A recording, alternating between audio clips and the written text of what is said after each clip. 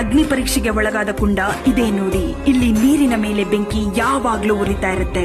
ಇದನ್ನ ಸೀತಾ ಕುಂಡ ಅಂತ ಕರೀತಾರೆ. ಈ ಒಂದು ಜಾಗ ಬಾಂಗ್ಲಾದೇಶದಲ್ಲಿದೆ.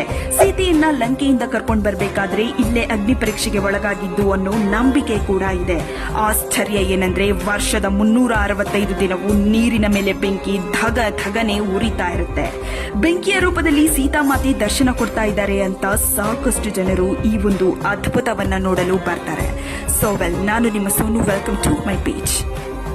ಸೀತಾ ಪಾತಾಳ ಲೋಕಕ್ಕೆ ಪ್ರವೇಶವಾದ ಕುಂಡ ಇಲ್ಲಿದೆ ನೋಡಿ. ರಾಮಾಯಣ ನಡೆದಿದೆ ಅನ್ನೋದಕ್ಕೆ ಈ ಒಂದು ಜಾಗ ಕೂಡ ಸಾಕ್ಷಿ ಅಂತಲೇ ಹೇಳಬಹುದು.